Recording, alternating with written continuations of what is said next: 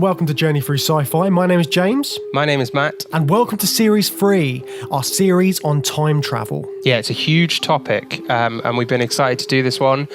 This was the winner of our poll on Twitter, wasn't it? So this is what you've asked for, we are delivering. I'll be honest with you, James, when we put those 4 options up, I was pretty sure time travel was going to win.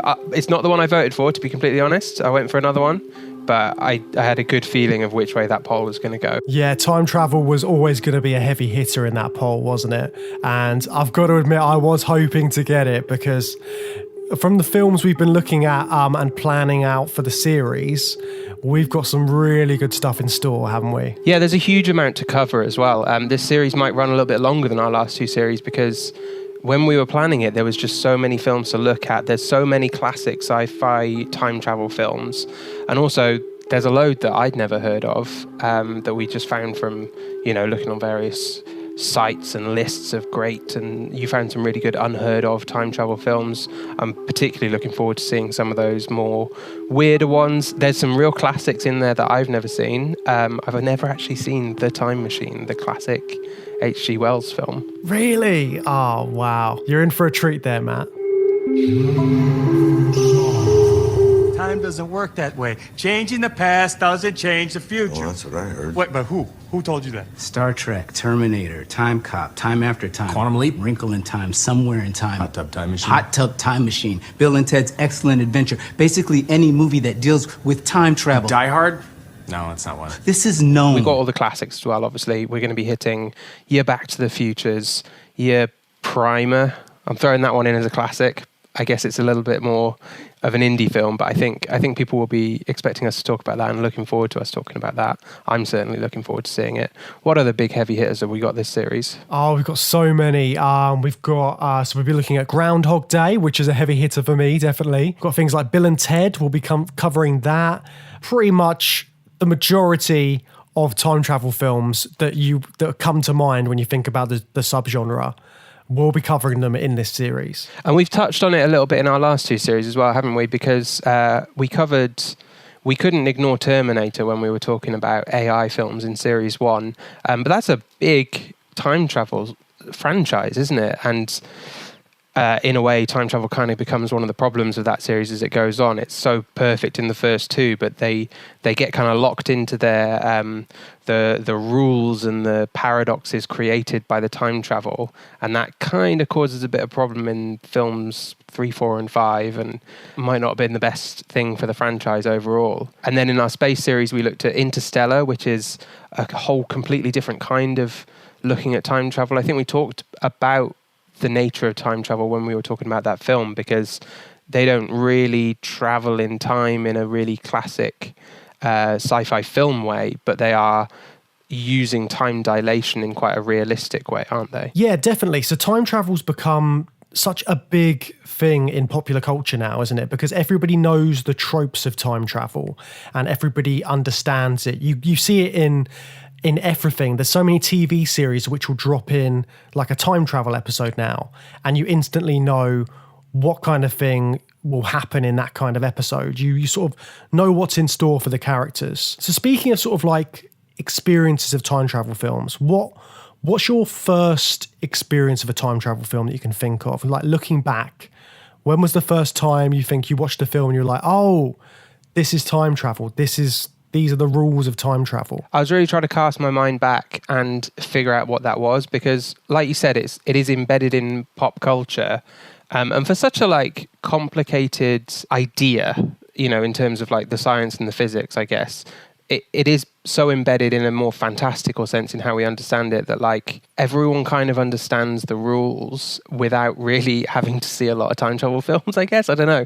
Like I couldn't figure out where I would have got my understanding of time travel. Probably watching episodes of Star Trek. They love a little time travel plot in a Star Trek episode. And then I thought maybe it was like Back to the Future, because that is kind of a kid's film, or definitely like kids of our age got to see it at a young age. But looking back at my childhood, I think it must be Bill and Ted, because that was one of those rare like films that everyone in my family loved. My mum loved it, my dad loved it, and me and my brother both loved it.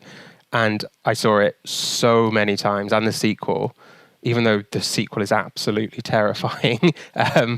I've seen the first one like just dozens of times. So I think that's where I learned a lot about time travel, or that's the one that's like burned into my memory. Dudes, you guys are gonna go back in time. Yeah! You are going to have the most excellent adventure through history. And I want to talk about like the type of time travel that they use, but first, like what about you? What are your early memories? So I think I had the same thing. I must have seen it in lots of TV shows and things like that. I remember there's one episode of Transformers where Optimus Prime goes back and sees himself before he's Optimus Prime. And I think that was one of my first experiences of it, and seeing sort of like how people's pasts can be revealed in a narrative by time travel and that sort of use of that device, like literally. The aerial bot's 9 million years in the past. Wow. That was before the war. They must be somewhere in the golden age of Cybertron. What is this place? Obviously, it's Cybertron. In the past, before the war. But yeah, film-wise, I hadn't seen Back to the Future until I was a lot older. Really? I don't think it was one of the, it wasn't one of the ones that sort of like my family introduced me to. Bill and Ted, on the other hand, I definitely watched Bill and Ted as a kid. So I think that was definitely one of them. And Groundhog Day as well. Like I watched Groundhog Day quite a bit. And yes, all of those kind of things, and sort of like my understanding of that sort of came through those films. And I remember when I got the sort of my teens, looking at things like 12 Monkeys, seeing that and being absolutely blown away by the time travel concepts in that. And then there's a film called 1201 as well, which I think me and you have already discussed previously. But that was one of those films that I saw late at night one night. Couldn't remember what it was called until recently, but I remember so vividly the way they dealt with time travel and sort of like the consequences of it and what could happen, and just this idea of going back and fixing stuff and then causing more problems. What will make this Tuesday even more unforgettable? Is it 1201? Something is going to make it start all over again. Till the accelerator is fired again, we'd be punched backwards in time in an endless loop. This circular time bounce would become our prison. So I loved all of that stuff growing up. And I feel like as I've got older, you watch more and more time travel films, and they become more in popular culture, like we said. They're just everywhere, aren't they? Yeah, 1201 was a big one for me as well. I really remember it like a formative memory almost, because I was quite young when I watched it, and similar to you, I just randomly caught it on TV, and then never really thought about it again for years. I think I've still only seen it the once, but it's stuck in my memory. It's essentially just like a serious version of Groundhog Day, isn't it? The character's stuck in a time loop and just keeps doing things over and over again and has to break out. But it's just stuck in my memory, even though I would have been seeing like Groundhog Day much more often than, well, the one time I saw 1201. But I think in 1201, aren't they he's trying to figure out why the time loop's happening as well, and sort of that aspect of it. Because in Groundhog Day, it felt more like it didn't matter what was causing the time loop, whereas in 1201, it was about finding out the cause and trying to figure it out and how you can fix things to get out of this problem. And I think so much of time travel films and time travel fiction is about trying to solve the problem. Yeah, that's an interesting way of looking at it. And I think there's a bit of a divide there between the science fiction approach to time travel and the fantasy genre, because Groundhog Day does lean more into like a fantasy comedy, because there is no time machine, and like you said, he's not interested in, I think maybe in the first couple of loops he might be trying to figure things out, but he's just a weather reporter. You know, he's not equipped to work out the mysteries of physics as he's caught in this time loop. Whereas if you're in a sci-fi film caught in a time loop and it's not of your making, you would be, driven by the plot to figure out what caused this time loop, find this time machine, find this mad scientist or whatever. Or we might look at some films where the scientists themselves create this time machine and then they use it to go back and solve a problem or change the past. So you mentioned the sort of like the fantasy and science fiction sort of like elements of time travel in there. So what do you know about sort of the history of time travel fiction? Like what are the early sort of time travel instances that you can think of? In my head, I'd associate it with H.G. Wells, like late Victorian era, big name sci-fi writers. I don't know, it kind of feels like something Jules Verne might have touched on, but I'm not aware of like a Jules Verne time travel story. Do you know any? Or anybody else? Yeah, I can't think of any Jules Verne ones off the top of my head, but definitely H.G. Wells, I think, is considered to be the person who created the idea of modern time travel. And I think that's very cemented in sort of history. So late Victorian period when it first sort of like became a real concept. But I think before then, it was a bit more of this sort of fantasy element to it because it wasn't really in the public's, in people's consciousness at the time, because the only sort of other depictions of time travel would have come from things like ancient myths and stuff like that. Myths where characters are sort of moving forward in time. So there's one Japanese instance of this. I think it's called Arashima Taro. It's a story about a young fisherman who goes to some sort of weird undersea palace. Bear with me on this one. And then after he spends like 3 days down there, and then he returns to his village, and it turns out it's been 300 years.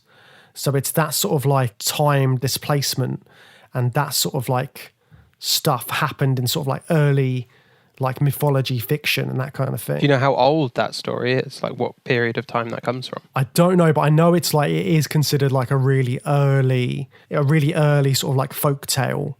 So I think a lot of folk tales had that kind of like time displacement in it. It's interesting that that's like a really ancient type of story, but that is kind of a more realistic depiction of time travel. I don't know a lot about the physics, but I think broadly speaking, like it's agreed that it will never be possible to travel back in time or like use a device that you can dial in a date in the future and it jumps you into the future. But this idea of relativity and, maybe approaching the speed of light, like we saw in Interstellar and High Life, where they're on these vessels just barging through time and they're aware that time is passing at a much quicker rate, relatively speaking, back on Earth because of the speeds they're traveling and the distances they then travel through space. And it's just interesting that like an ancient Japanese folktale would use closer to a realistic depiction of how some kind of time dilation and time travel might work. Yeah, and it's interesting to think the way people thought about that kind of stuff sort of like in the past, because I think the only other sort of instances which are sort of close to time travel would be stuff like A Christmas Carol.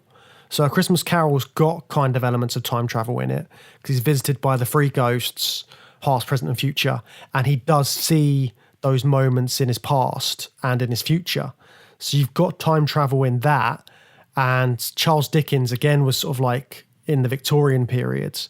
So it started to become more of a thing around about then. And there was another story by Edward Page Mitchell called The Clock That Went Backwards. It's like about it's basically a time machine story, but it's more of a kind of Bernard's Watch kind of thing. And if anybody remembers Bernard's Watch, it's basically about a kid who can stop time with his watch. And in The Clock That Went Backward, it's about someone who can change time and make it go backwards by sort of like winding it back and winding it forward. That's how he travels in time. That's an interesting example because that is like an early depiction of a time machine. You've got a device, a piece of technology that the characters can manipulate and then travel back in time. I think the Scrooge example is even more interesting because even though it would have been written about, that's a Victorian era, Dickens was like early 1800s or mid period, I think. But what I like about it is that there's something about time travel stories that taps into something very very human and very natural, which is telling stories about characters or about ourselves where we look back on something that happened to us in the past and, you know, just through regret or just wondering what might have been, you think about changes to that event or a decision or a conversation, something you said. You know, everyone does this. You look back on something, you say to yourself, what would my life be like now if things went differently? Scrooge experiences that because some ghosts visit him and send him, I guess, ostensibly visions of the past and visions of the future. But you could look at it from the time travel angle as well and say they're literally like taking him through time, and he's an observer on his past and his future, and he has this opportunity. He can't change the past in A Christmas Carol. It sticks to, you know, when he's awake, a sort of realistic linear narrative.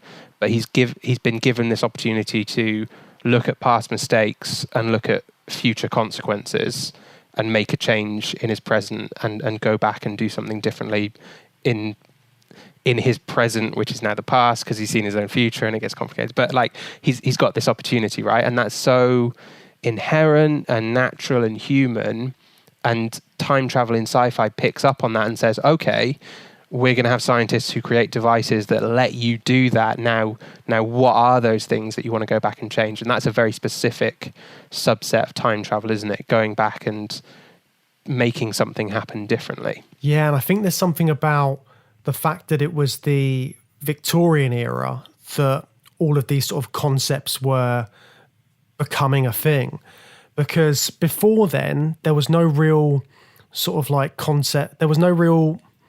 The way that time was moving, things were moving at a slow pace. So in the Victorian period, you've got the industrial age. So the industrial revolution's happening. Suddenly things are changing really quickly. You've got lots of technological advances which are happening before everybody's eyes. And they're changing the landscape of the world. Things are looking completely different to how they looked previously. I watched a interview of a guy who wrote a book about time travel. And in that interview, he was saying, so if you asked a farmer before the Industrial Revolution, sort of like what he imagined the future would be like for his kids, he would just say, oh, it'll be exactly the same, because he's got nothing to base that on, because for him, things have always been that way. Like his father would have had a farm and it would have been like that, and then so on and so forth. But then the Industrial Revolution comes along, and then suddenly there's like technology everywhere, and people don't know what will happen next. People can see sort of like to the future, and you've got sort of the idea of sort of like futurism happening and people looking forwards. So I think with that, I think all of that kind of contributed to H.G. Wells coming up with that idea, because in the time machine, he doesn't go backwards, he goes forwards in time. So it's interesting that that's sort of like the way it kind of progressed. That like one of the earliest proper time machines was first used to jump into the future instead of that like introspective, retroactive look at your own past. And that ties into that futurism, yeah, like you said. Yeah, and I suppose at the time it was kind of like they didn't really know they didn't have as much of an idea of what the past was like as we do now, because we've got so many historians now. And obviously Darwin was sort of around during the Victorian times, I think. So the idea of sort of like evolution was just becoming a popular thing. And people were sort of like finding all these things out at the time. So now you've got evolution in there as well as a way of thinking about stuff.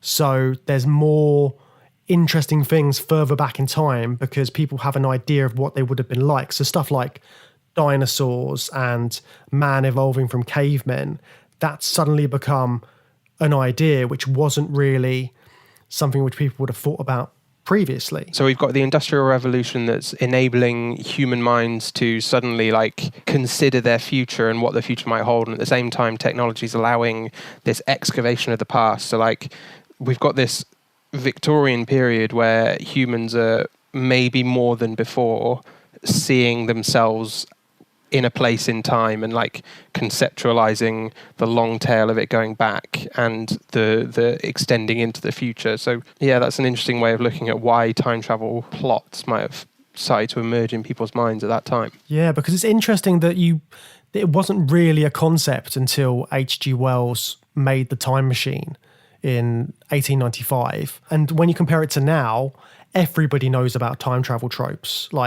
You tell a kid about that, they will have seen it in an episode of something, or they'll just have an intrinsic knowledge of it now. And also it's interesting thinking about sort of with someone like H.G. Wells, who is thinking about the future and the concept of time travel. This is before a lot of scientific theories were around as well, because Einstein wasn't around at this point.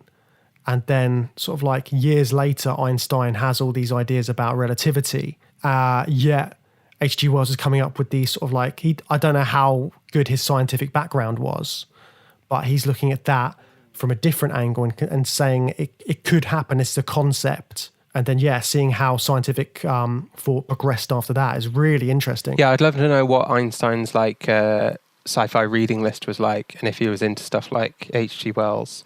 Or if he was just no, I just hit the books, do the physics and the maths, and I don't do any of that. So on that point of it being the tropes being ingrained in people's minds, I think as that builds up in the popular consciousness, it allows people to do a lot more different things with time travel films and get more complex in it, and it leads to a lot of paradoxes and logic problems being explored. We're definitely going to look at that. I wanted to go back to when we were talking about Bill and Ted being really big for us when we were kids. I don't know about you, but for me, I think that might be the reason that I'm not too hung up on the logic problems and the rules of time travel. I think there are a lot of films, and we're going to look at some of them, that do something really interesting with an internal set of rules and base a story around those rules and, how they can't be broken and stuff like that. But because my earliest memories of time travel are just Bill and Ted can just jump in a phone box and just pluck Abraham Lincoln out of time and have him talk to some high schoolers in San Dimas, the rules just don't matter. Just have fun with it. I don't know, what's your take on that? How important is the logic of time travel and the rules of the film? Well, I think there's sort of a gauge, isn't there, as to what you can do in your time travel story. So you can either stay really safe with it and be whatever happens and there's no changing it. This is what happens and this is it.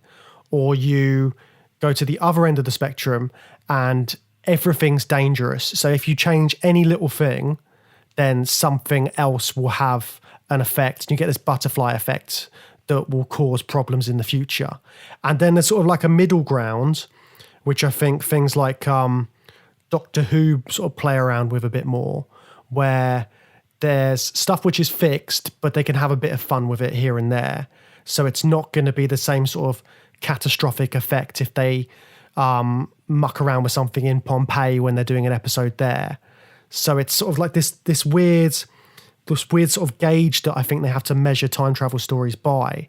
And I think writers have to be careful with how they do that, because sci-fi fans are pedantic. We want to know how everything works. We want all the logic in there. So if there's something which doesn't quite work, then someone's going to pick up on it and call you out on it. So it's just being so careful with the rules and trying to work them all out. Yeah, and I think some writers get some work done off the back of actually working out those rules and setting out those rules at the start of their story, and then the rules become part of the plot, because you, especially when you're playing to an audience who have time travel kind of built into their knowledge of tropes and stuff, you can then set up a set of rules at the beginning and say, this is the context we're working in time travel, and then you can try and have some fun with that over 90 minutes or so. Whereas other films, like Bill and Ted, they just don't seem to mind. And I think it's good to look at like those big kind of like kids family films, Back to the Future and Bill and Ted as well, because they've both got like in those films, and I think in others as well, there'll be a character who kind of understands all of the rules and basically explains it to the protagonist. So you got Rufus in Bill and Ted, who's from the future, gives them the phone box, and then basically says, "Go crazy, kids!" But you got to make a band at the end of it. Marty's got the doc, who is like a scientist, who's telling him, "Oh, you can't do that. You can't go and talk to yourself." And he's got all these tight rules that he's got to explain to Marty the whole way through the films. It'll be interesting to see what other types of characters are there holding the rule book for the heroes. And it's also sort of in some instances where people are just suddenly thrust into this time travel, then they have to work out the rules themselves, and it's sort of like learn as you go, try not to fuck it up too badly.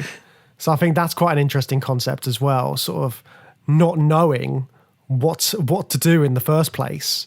If you haven't got this figure of the scientist or someone who's in the know, how are you going to deal with this crazy time travel that's happening? Yeah, and some characters are going to deal with it better than others, hopefully. You'd hope so. I say, George, if you're going to start floating about in the future, aren't you going to rather mess things up for the rest of us? No, the future's already there. It's irrevocable and cannot be changed. I wonder. That's the most important question to which I hope to find an answer. Can man control his destiny? So what do you see as the key ingredients for a time travel film? What do you think of immediately when you think of time travel movies? Well, I think one of the most popular things is the idea of the time machine. There's some sort of device which has been made to get you back or forward in time. So I think that's like a key concept in time travel. So you've got so many iconic time travel machines. You've got the DeLorean, you've got Doctor Who's phone box, you've got the telephone box in Bill and Ted. Yeah, there's always something which is propelling them backwards or forwards.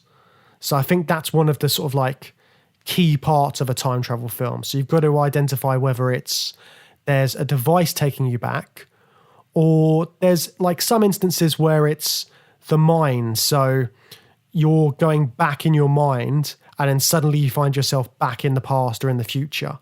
So I think that's another element. So what other kind of things do you think about when you think about time travel films, sort of like the tropes? For me, it's like jumping back into a sequence of events that we've already seen play out, I guess. That tends to happen a lot. And there's a lot you can do with that, whether you're going to like play strictly by some rules of time being and, an unchangeable stream, or you might just let your characters do whatever the hell they want and like go back and kill themselves in the past or something like that. That kind of jumps out to me as the main thing. And then, like we were talking about before, the idea of going like really far back in time, be it to see some like dinosaurs and some cavemen, or just into some completely alternate world and just like be observers in that.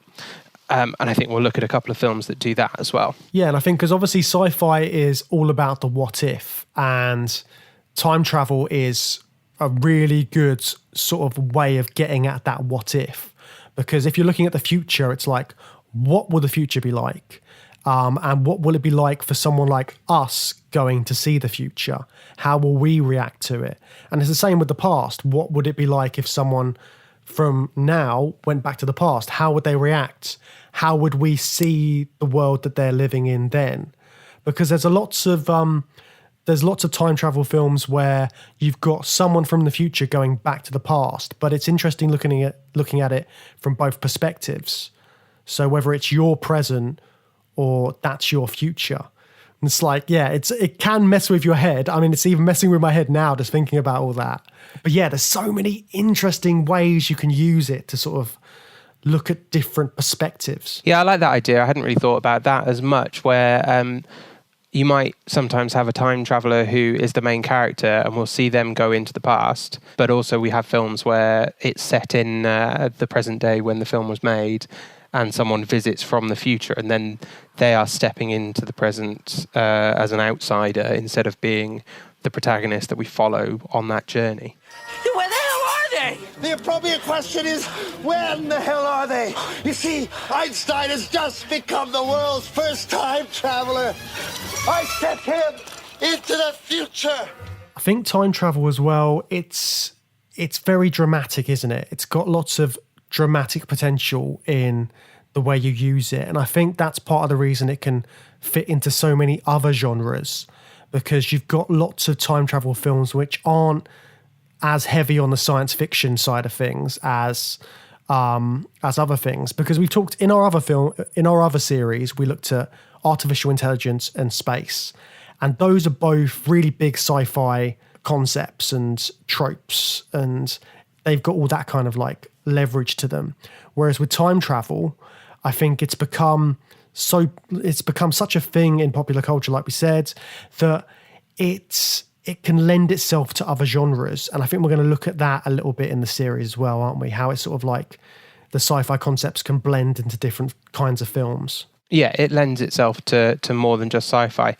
And I do wonder if that is a little bit because the very kind of concept of going back in time is not that scientific, right? It's kind of basically impossible to do that. Whereas the other things that we've looked at in our last two series are, like you said, rooted in a lot more science, robotics and automation stuff, kind of giving birth to early ideas about artificial intelligence, and traveling into space is a very simple kind of idea of exploration and looking up at the stars and just wandering from that point. Whereas time travel, as far as we understand it, broadly impossible. So it's already straying into that more fantastical stuff from the get-go. So it can lend itself to stretching those bounds of science all the more. Definitely, because it's such a personal thing for the characters, like you were saying before. It's about, you get their idea of their personal history and what they've been through. And if we see them going through the same moments again, you've got kind of like a almost sort of like godlike view of what's been happening in their lives. So it's interesting as an audience watching these things happen, and then watching how every little thing these characters do has a consequence, and how that will affect other stuff in the stories and in their lives, and how one little thing can spiral out of control and cause crazy consequences. Crazy consequences indeed, James. It's going to be an exciting series. I'm really looking forward to this. I hope everyone listening is as well. Let's introduce our first episode then. What are we going to be looking at in our first real episode on time travel? So in our first proper episode on time travel, we're going to be looking at A Connecticut Yankee in King Arthur's Court, which is one of the, I think it's the earliest instance of time travel in cinema. And what are we comparing that to, Matt? Your favourite of mine, Bill and Ted's Excellent Adventure. Yes, Bill and Ted's Excellent Adventure. I'm sure everybody's already excited about seeing the upcoming sequel, which is planned for cinemas at some point. But yeah, with these two films, we're going to be looking at the idea of sort of time travel tourism. Because in both of these, you've got characters who are going back into the past, and it's them experiencing what things were like. So it's like, yeah, let's go and have a little visit to how things were in the past and see what people were doing back then. Yeah, less about the personal in these two, I think, and more about the adventure and the historical time travel and a bit of fun. So make sure you subscribe to the podcast so you can get that episode as soon as it comes live. In the meantime, if you want to get in contact with us, we're on social media. You can find us on Twitter at Through Sci-Fi Pod, Instagram at Through Sci-Fi. We're all over the place, or you can go on our website, which is journeythroughsci-fi.com, or you can drop us an email at journeythroughsci-fi@gmail.com. Yeah, so do get in touch, and we'll be back with you soon to kick off our series on time travel in earnest with episode 1 next week. We will see you then.